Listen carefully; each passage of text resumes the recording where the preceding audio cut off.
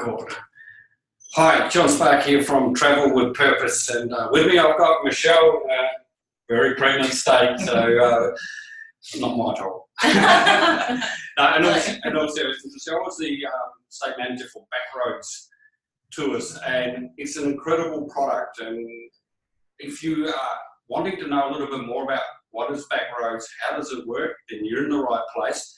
Michelle's going to share that. And I suggest to you strongly, if you're looking for unique travel experiences, stick around for this presentation. And we're going to cover off the three main questions or myths almost that Michelle has to cover every time she's at a travel expo where countless thousands of people have gone past her. And understanding these, I can assure you within the next 5 to 7 minutes, you'll be able to say to yourself, Backroads and that sort of travel, those sorts of experiences are not for me in this manner, or you'll be able to equally say, well, I need to explore this some more. And if you do, we're going to give you the opportunity down below to ask your questions or ask for more information. So, Michelle, welcome. Thank you very much. Okay, so let's cover off. What is Backroad Tours? What makes you unique? And who do you appeal to most? Okay, so Backroads Touring, we've actually been around for just over 30 years now. So we started in the UK. Originally operating battlefield tours, that's how we began, and obviously broadened our scope since. We're quite unique in the way we operate. We are a small group, but not only that, we are small vehicle. So our smaller groups don't go on larger vehicles in a lesser number. We're using luxury mini coaches to really get to the heart and soul of the regions that we tour. We don't focus so much on the big cities. As our name suggests, it's more what's beyond the city. The beautiful little hidden gems, little towns and villages where we can really get in and get to know the people, the food, the culture, and expose local life to our clients.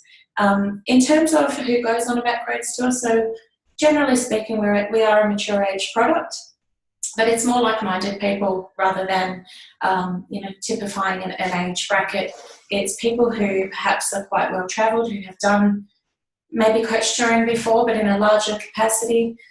People who perhaps have been to Paris, been to London, seen the big bucket list items, they've ticked it off, and then they've said, okay, I've been to Florence, I've seen Florence, but now I want to explore Tuscany. I want to spend a week just in Tuscany. Or, I've been to Paris, but now I want to go and see those beautiful little towns. So they really, really want to get in and get a real feel for where they are touring. And being in the small vehicle, that's our secret weapon. That's how we can do that and really give you a different side of the coin. And always with a local knowledge guide that just shows you the shortcuts, avoid the pitfalls, and equally just wants to share the local experience. And most of our clients, and we've got a number of them over the years, you mentioned mature age. I just want you to understand mature age is probably 50, 55. Would that be how you describe it? Or that would be our sort of average age of our clientele. Yeah. I'm not quite in that age bracket yet, and obviously love the products that we offer. I find that it's people more so who they might be 50, 60, but they're not content to sit on a coach and hop off and take a photograph. They really want to get in and see things and do things. And, we do get people in their 30s, people in their 80s.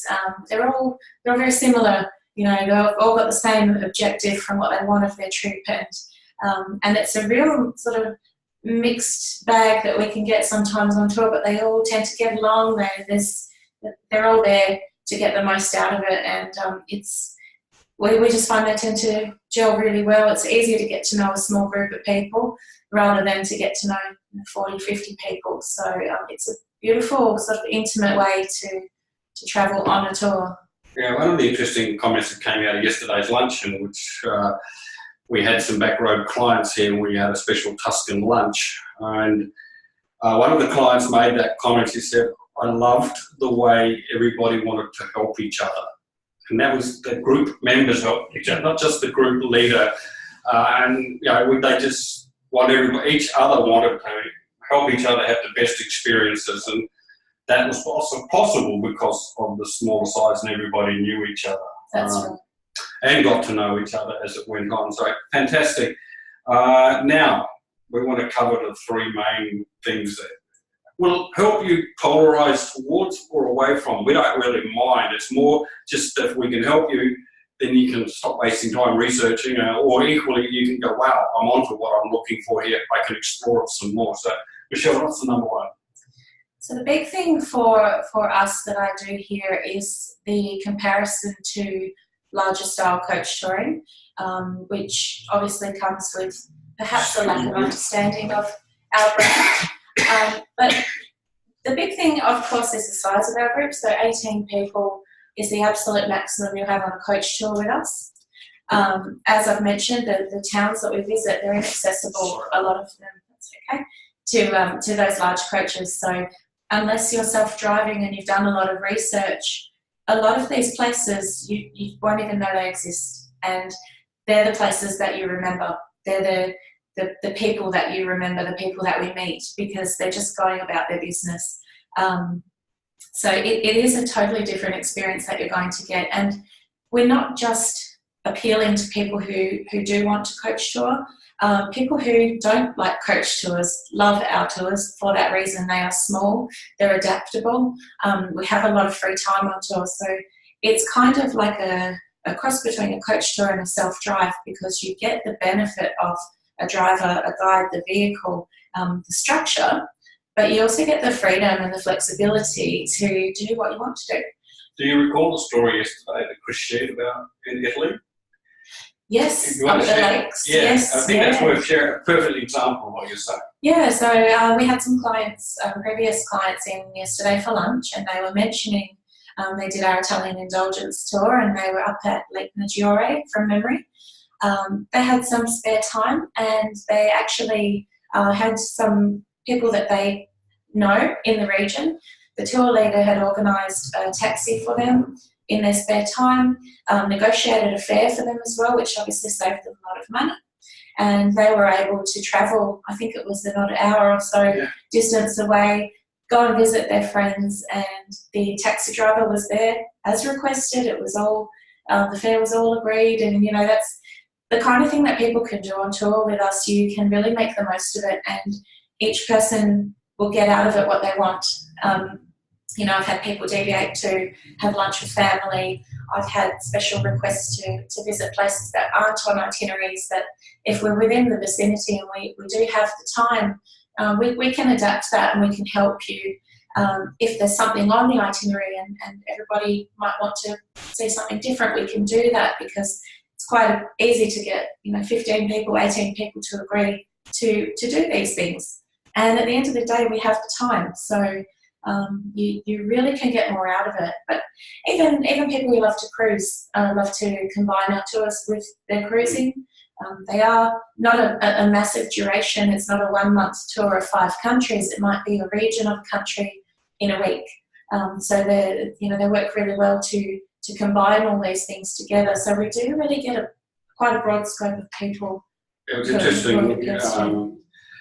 Yesterday, how many people actually were catching up with relatives while doing the trip, especially around the Cornwall area. Yeah, definitely. And you know, we have people who say to us, "Oh, I've lived in London for 40 years, but I've never been to Cornwall." So they jump on a backroads tour and they go out to Cornwall and they experience it, from our perspective, and sort of open their eyes to these places. And it's wonderful to hear the stories from our passengers. Yeah. Thank you. So number 2 is? Number 2, the price, I guess, that people perceive as small group touring as more expensive.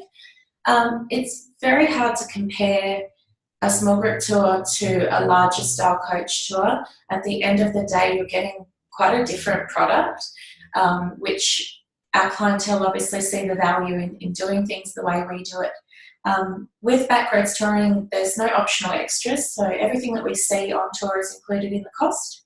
You'll get your daily breakfast, you'll get most of your lunches and dinners, but typically we don't like to tell people what to do every minute of every day, and our clients love that freedom. You know, if we're in a beautiful little village, they might see a restaurant or a bar or somewhere and go, okay, well, we might go back there later. And a lot of the time, even on a free evening, the group tend to stay together. Everybody, as I said before, they gel really well. And I find a lot of the time in their free time, they still choose to go and dine together or, do things together. So there's no tipping on a backroads tour. Your porterage is covered.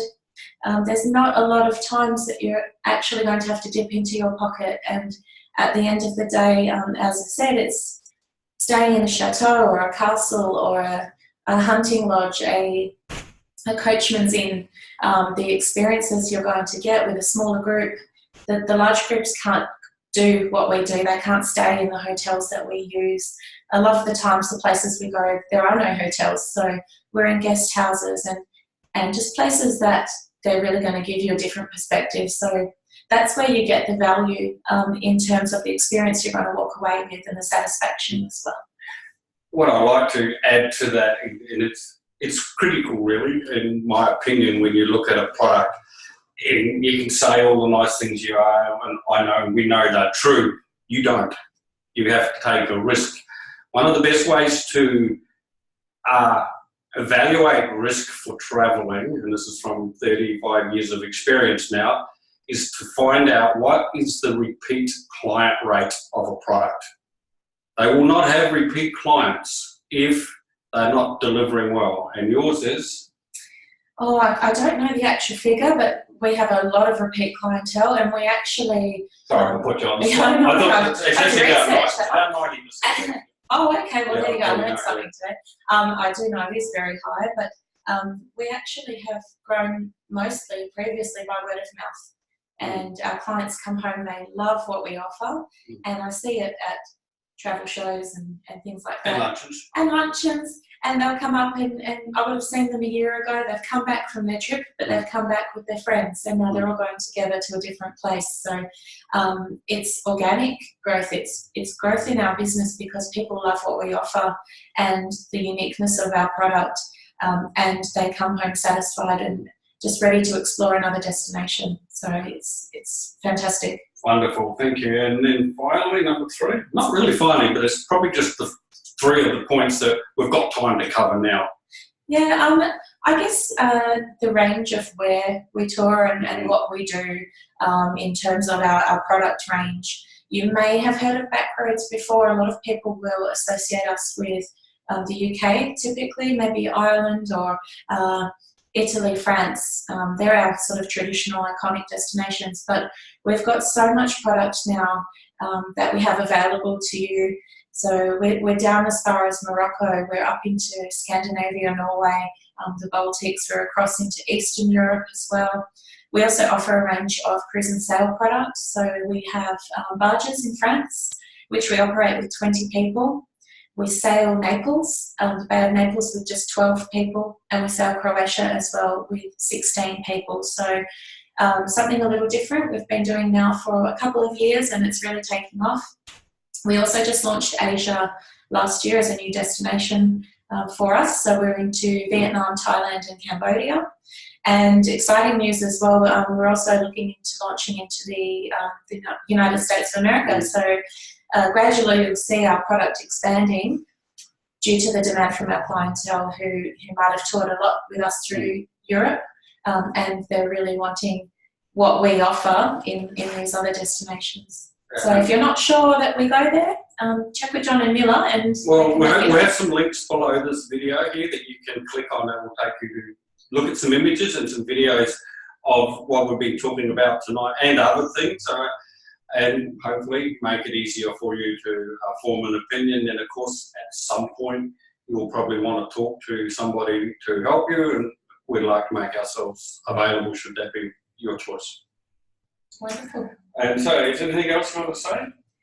I think really from my end, it's just really opening your eyes to the different possibilities that are out there. I think a lot of people do get complacent with familiarity, and it might be scary to try something a little bit different, but I can guarantee you we offer a fantastic product that it really appeals to a lot of people. It's quite unique in what we do, and it's just a matter of giving it a go. And as I've mentioned, we find that people love what we do.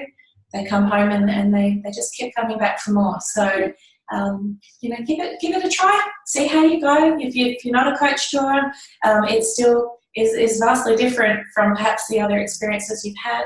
If you're a self-driver, maybe give a small group tour a try and alleviate the stress for yourselves of having to do all that highway, freeway negotiation. We don't do that. It's beautiful laneways and the regional towns and, again, the places that you might not know even exist. So hopefully we'll see you on tour soon. That would be fantastic. Thank you, Michelle. Appreciate that.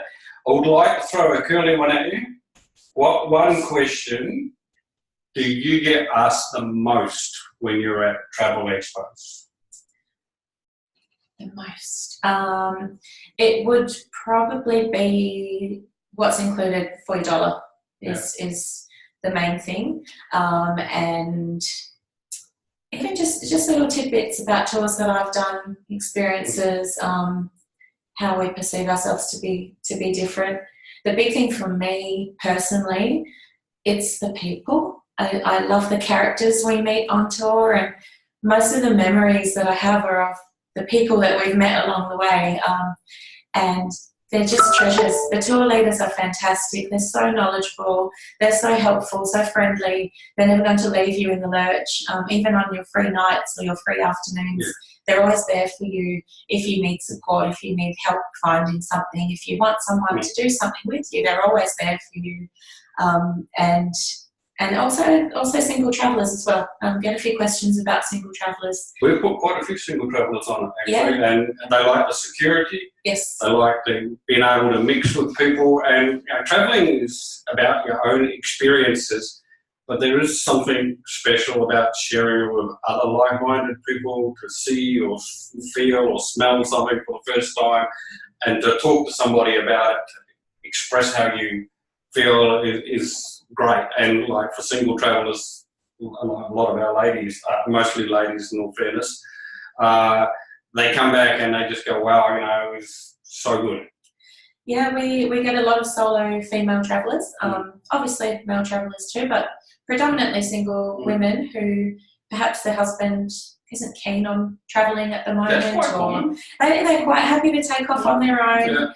They're very independent, very confident, but at the same time, as you mentioned, it's lovely to have a little group to come back to. It's easier to get to know people in that more intimate environment, and our supplements are extremely low, so you don't have to share a room on a backroads tour. You'll get your own dedicated room.